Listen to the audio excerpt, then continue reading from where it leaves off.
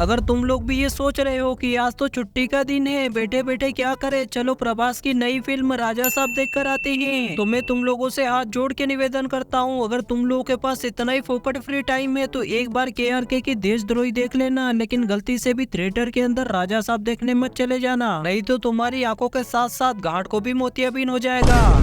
Are you comedy me? तो आज मैं अपने घर पर ऐसे ही फ्री बैठा था, बेरोजगार होना कोई काम धंधा नहीं है। फ्री बैठे बैठे मैंने सोचा चलो प्रभास की नई फिल्म द राजा साहब देख कर आते हैं। इसीलिए सुबह सुबह 8:30 बजे ही अपने बिस्तर से निकला, पापा के कमरे में गया, उनके पर्स से 200 की पत्ती निकाली, बाइक को स्टार्ट किया और निकल लिया अपने शहर के सबसे बेस्ट थिएटर की ओर। थिएटर के अंदर जाते ही सबसे पहले टिकट ली, 5-5 वाले 2 कुरकुरों के पैकेट लिए, अंदर जाकर अपनी कुर्सी पे बैठ गया। 15 मिनट के बाद फिल्म स्टार्ट हुई और उसके बाद जो हुआ ना वो मैं किसी को नहीं बता सकता, क्योंकि बेचारा एक 18 साल का बालक लगातार 3 घंटे तक इतनी बकवास आखिरकार कैसे सहन कर सकता है। इससे अच्छा तो मुझे पाकिस्तान की बॉर्डर पे छोड़ के आ जाओ, मैं पाकिस्तानियों के हाथ से मरना पसंद करूंगा। लेकिन थिएटर में इतनी बकवास सुनने के बाद अगर मैं मर गया तो मेरी आत्मा आने वाले 1000 सालों तक भी इसी थिएटर के अंदर भटकेगी। अब देखो ये फिल्म स्टार्ट होते ही सबसे पहले हमें देखने को कौन मिलता है, अपने राजा साहब मतलब प्रभास, और थोड़ी देर के बाद उनकी दादी जी भी आ जाती है जो खिसक ली है, मेरा मतलब है गजनी की सौतेली माँ। और ये माँ जी थोड़ी थोड़ी देर में सब कुछ भूल जाती है, यहाँ तक कि प्रभास को भी भूल जाती है। लेकिन इस तस्वीर में जो ये बुढ़ा है इसको नहीं भूलती है, क्योंकि ये इसके पति और प्रभास के दादाजी। साथ ही फिल्म में मेन विलन भी यही बुढ़ा है, और हाँ सबसे अच्छी एक्टिंग भी इस फिल्म में इसी बुढ़े ने की है, वो भी इस तस्वीर में रहकर। इसके बाद थोड़ा आगे चलकर फिल्म में एंट्री होती है हमारी फर्स्ट हीरोइन की। फर्स्ट इसीलिए बोल रहा हूँ क्योंकि इसमें सेकंड हीरोइन भी और थर्ड हीरोइन भी है। अरे तो भैया इसको तो राजा साहब बनाने की बजाय किस किस को प्यार करूँ 3 बना देते हैं, क्योंकि कपिल की 2 तो वैसे भी चली ना। मुझे क्यों तोड़ा? इसके बाद हमारे प्रभास को पता चलता है कि उनके जो दादाजी है वो तो शहर के अंदर है, क्योंकि संजय दत्त के रूप में ये जो बुड्ढा इस फिल्म के अंदर है ये दरअसल मिसिंग है। इन भाई साहब की कोई सोने की एक पेटी चुरा के भाग गया था, तो ये उसी के पीछे लगे हुए हैं और आज तक लगे हुए हैं और आगे भी लगे जा रहे हैं।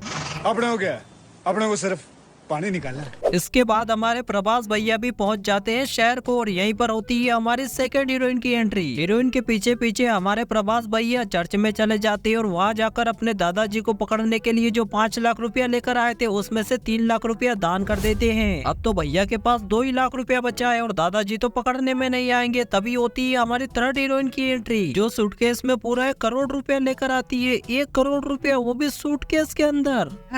अबे तू थोड़ा सा बहन का लोड़ा क्या? और साला ये बात पूरे शहर वालों को पता है कि इस सूटकेस के अंदर पूरा 1 करोड़ रुपया है, इसीलिए चोर आता है और सूटकेस को उठा के चला भी जाता है। फिर तो तुम लोगों को पता है सही कि क्या होने वाला है, हमारा हीरो जाएगा, विलन की धुलाई करेगा और सूटकेस को वापस लेके आ जाएगा।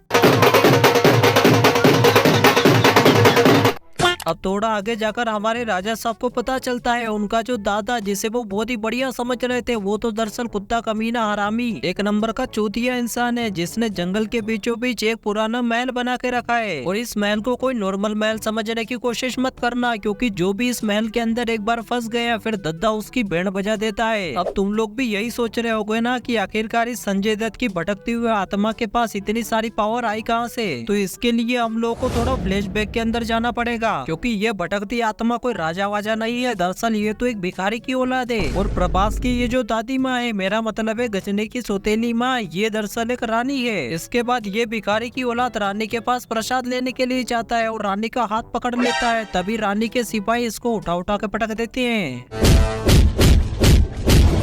तब भाई साहब अपनी सूजी हुई दूध देखकर चले जाते हैं वशीकरण करने के लिए, और यहाँ पर फिल्म को थोड़ा हॉरर बनाने के लिए इसे ऐड किया है। इसे अगर मैंने इसकी ये दूध किसी 4-5 साल के बच्चों को दिखा दी ना तो डरना तो छोड़ो, वो इसके थोपड़े पे चांद लगा के आ जाएगा।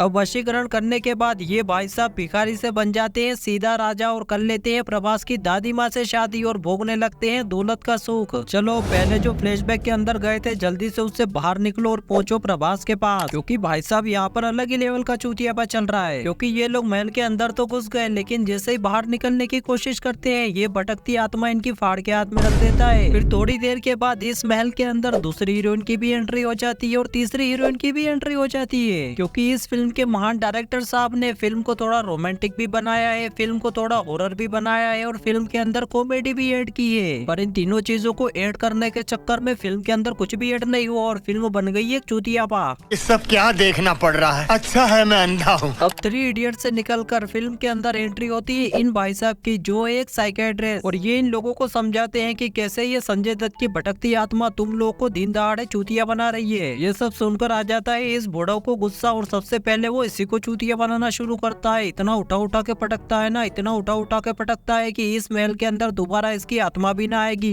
इसके बाद दादा की ये भटकती आत्मा अपने पोते द राजा साहब की वाट लगाना शुरू कर देती है और इतने बकवास तरीकों से वाट लगाती है, इतने बकवास तरीकों से वाट लगाती है कि हमें तो पता ही नहीं चलता। क्योंकि भाई प्रभास के रिएक्शन पूरी फिल्मों में तो बस एक ही जैसे थे, दादी माँ के पैर जल रहे हैं, लेकिन भाई साहब के अगर एक बार रिएक्शन देख लो तो तुम्हारे कानों के अंदर से खून निकलने लगेगा।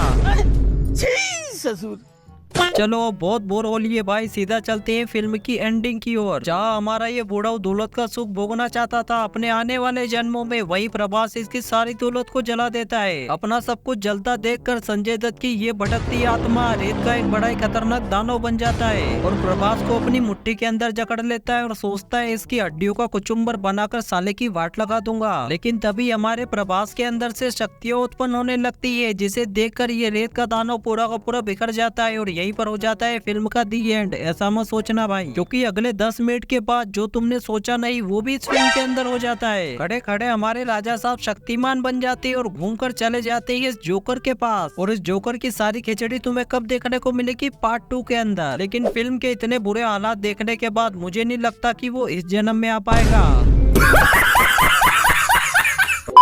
तो इसी को मद्देनजर रखते हुए अब आज की वीडियो में इतना ही। आई होप तुम्हें ये वीडियो पसंद आई होगी। आइए तो वही चीज करनी है, लाइक सब्सक्राइब और शेयर। चलो मिलते हैं नेक्स्ट वीडियो में।